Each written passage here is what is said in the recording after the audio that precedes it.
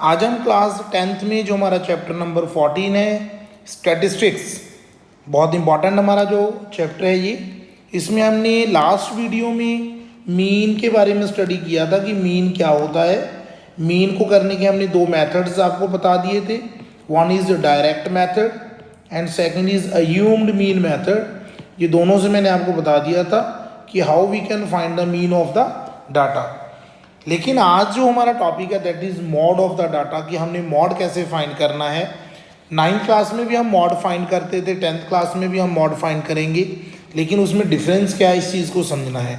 सबसे पहले तो मैं क्वेश्चन करवाने से पहले आपको ये बताऊंगा कि मॉड होता क्या है।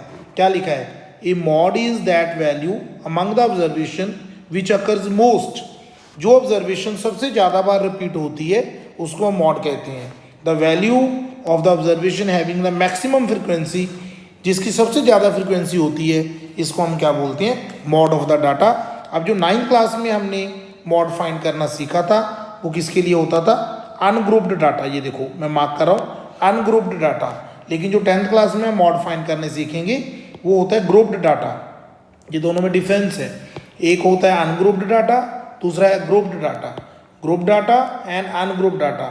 9th क्लास में हम पे क्या पढ़ते थे, अनग्रुप्ड डाटा, और 10th क्लास में हम क्या पढ़ रहे हैं, ग्रुप्ड डाटा। अब इन्होंने एक हमें एग्जाम्पल नंबर 4 दी है, ये according to the 9th class हमें दी हुई है। देखो क्या है, wickets taken by a bowler in 10 cricket matches. ये पहले मैच में उसने 2 विकेट्स ली, सेकेंड मैच में 6, थर्ड मैच में 4, फोर्थ मैच में 5 and so on.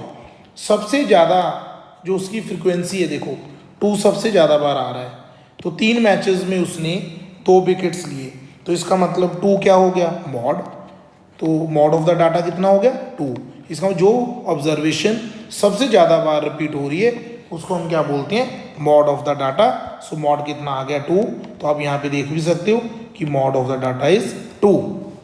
Now very important, जो हम 10th क्लास में मॉड फाइंड करेंगे बच्चों, सबसे पहले तो ये एक फॉर्मूला है जो फर्स्ट टाइम देखने में आपको थोड़ा डिफिकल्ट लगेगा, क्योंकि कोई भी काम जब हम फर्स्ट टाइम करते हैं वो हमेशा डिफिकल्ट लगता है। लेकिन जब हम इस फार्मूला को समझ लेंगे, इसको हम कर लेंगे, 2-3 क्वेश्चन कर लेंगे, तो ये फार्मूला हमारे लिए बड़ा आसान हो जाएगा।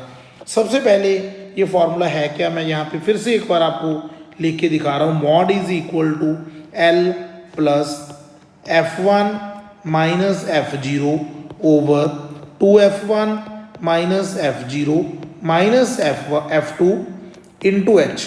ये हमारा फॉर्मूला है। अब मैं इसके सारी टर्म्स के बारे में आपको 1 बाय 1 बताऊंगा। तो इस फॉर्मूले में किस चीज़ का क्या मीनिंग है पहले उसको देखते हैं। ओके, सबसे पहले क्या लिखा है, मॉडल क्लास। अब हम ऐसा करते हैं कि साथ साथ हम एक एग्जाम्पल देख लेते हैं। अब जैसे आपकी एग्जाम्पल नंबर 5 है, एग्जाम्पल नंबर 5 में क्या लिखा है, मॉडल क्लास कौन सी होती है। सबसे पहले आप देखोगे नंबर ऑफ फैमिलीज़ का मतलब F5।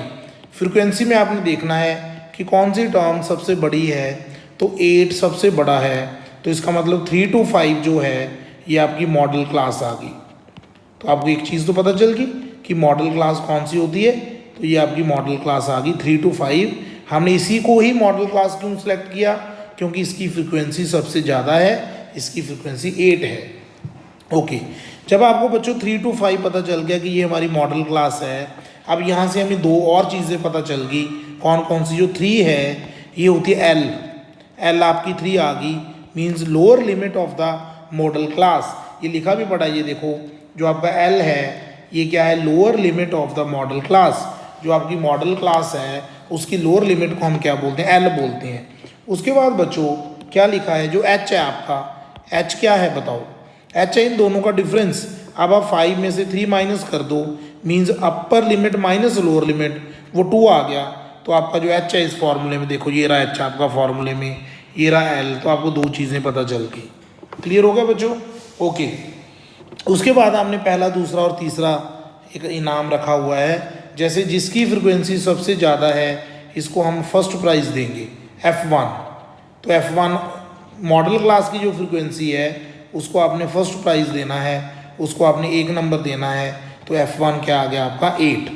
अब 1 से पहले 0 आता है, तो मॉडल क्लास से जो पहले वाली फ्रिक्वेंसी होगी दैट इज़ F0, और 1 के बाद 2 आता है, इसका मतलब जो मॉडल क्लास के बाद वाली फ्रिक्वेंसी होगी वो F2 आ गया।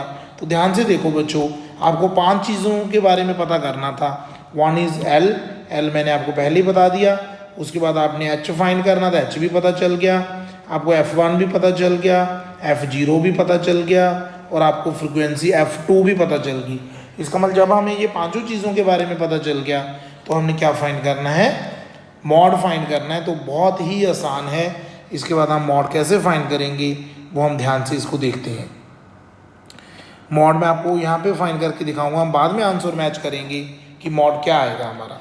तो पहले मैं यहाँ पे फिर से मॉड का एक फॉर्मूला लिख लेता हूँ कि जो मॉड का फॉर्मूला था वो क्या था। मॉड का फॉर्मूला था L plus F1 minus F0 upon, आपने हेल्प करने कहीं गलत ना हो जाए, F1 minus F0 2F1 minus F0 minus F2 into H। अब आप मैच कर लो कि जो मैंने फॉर्मूला लिखा क्या वो ठीक है। ये रहा L plus F1 minus F0 upon 2F1 minus F0 minus F2 into H। Okay, अब हम इसमें वैल्यूज पुट करते हैं। L कितना है आपका, L आपका है 3। ओके, F1 कितना है आपका 8, F0 कितना है 7, 2F1 मीन्स F1 का डबल वो हो गया 16, minus F0 7 minus F2 2 into H। H कितना है आपका 2। अब आपने इसको सॉल्व करना है तो 8 माइनस 7 1 आ गया ऊपर, 16 माइनस 7 माइनस 2 यहाँ पे 7 आ गया और यहाँ पे आ गया इंटू 2।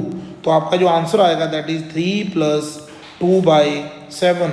जब आप 3 प्लस 2/7 को सिंप्लीफाई करोगे, मैं 2/7 को अलग से सिंप्लीफाई कर लेता हूँ, ये कितना आएगा 0.2, उसके बाद 608। तो आपका जो आंसर आ गया दैट इज 3.28। तो आपका 3.28 क्या आ गया बच्चों, दैट इज मॉड। अब हम देखते हैं कि जो हमारा आंसर है वो कितना आ रहा है। तो आपका जो मॉड आ गया दैट इज 3.28, ये रहा आपका मॉड। इसी मेथड से आपकी जो एग्जांपल नंबर 6 है उसमें क्या लिखा था, मार्क्स डिस्ट्रीब्यूशन ऑफ 30 स्टूडेंट्स। अब 30 स्टूडेंट्स की मार्क्स डिस्ट्रीब्यूशन दी है, लेकिन यहाँ पे वो कह रहे हैं टेबल 14.3 पे जाते हैं। टेबल 14.3 में एक एग्जांपल नंबर 1 थी, वो कह रहे हैं उस एग्जांपल को उठाओ और उसका मॉड फाइंड करो। कोई बात नहीं, हम बड़ी जल्दी उस क्वेश्चन पे जा रहे हैं। ये रहा आपका क्वेश्चन। तो ये आपकी एग्जांपल नंबर 6 है। ओके, इस एग्जांपल में हम देखते हैं, ये मैंने एग्जांपल नंबर 5 आपको करवा दी, अब हम एग्जांपल नंबर 6 कर रहे हैं। चलो इस एग्जांपल को हम पूरा कंप्लीट करते हैं ताकि आपको मॉड फाइंड करने में आगे से प्रॉब्लम ना आए।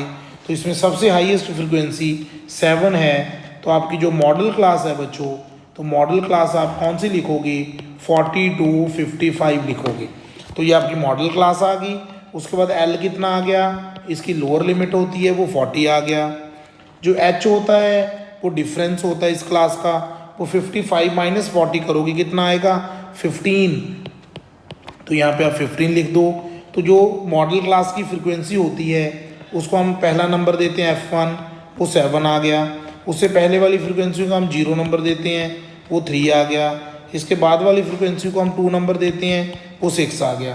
तो हमें ये पांचों चीज़ों के बारे में अभी नॉलेज आ गई। अब हम क्या करेंगे, फॉर्मूला लगा देंगे मॉड का। तो मॉड का जो formula that is L plus F1 minus F0 upon 2F1 minus F0 minus F2 into H। ये फॉर्मूला आपको याद करना ही होगा। अब मैं यहाँ पे वैल्यूज पुट कर रहा हूँ, 40 प्लस F1 7 माइनस 3 F1 का double 14 minus 3 minus 6 into H। अब मैं जल्दी से वैल्यूज़ मैंने पुट कर दी। अब इसको हमने कैलकुलेट करना है। 40 प्लस 7 माइनस 3 4, ये हो गया 14 माइनस 3 माइनस 6 मीन 14 माइनस 9, तो ये हो गया 5 इंटू 15। 5 1 ज़ा 5, 5 3 ज़ा 15, तो ये आ गया 40 प्लस 12, तो ये आपका आंसर आ गया 52। तो योर आंसर विल बी 52। एक बार आप सारा चेक भी कर सकते हो कि जो आपका आंसर है वो कितना आएगा, 52 आएगा। ओके, अभी हम देखते हैं कि जो हमारा आंसर है क्या वो ठीक है। तो एग्जाम्पल नंबर 16, जो आपकी एग्जाम्पल नंबर 6 है, ये रही आपकी एग्जाम्पल नंबर 6। इसका सोल्यूशन ये पड़ा आपके सामने और जो आपका आंसर है वो 52 आ गया। तो मॉड आपको क्लियर हो गया बच्चों। तो आपकी जो आगे एक्सरसाइज है 14.2, इसमें जितने भी क्वेश्चंस हैं, आई थिंक इसमें आपके NCERT में टोटल क्वेश्चन जो हैं वो 6 ही हैं। बहुत कम है, तो आप एक ही बार में बैठ के ये 6 क्वेश्चंस कर सकते हो। बहुत ही इजी एक्सरसाइज है। और अगर आपको ये वीडियो अच्छी लगी तो आप इस वीडियो को शेयर और लाइक ज़रूर कर दें। ओके।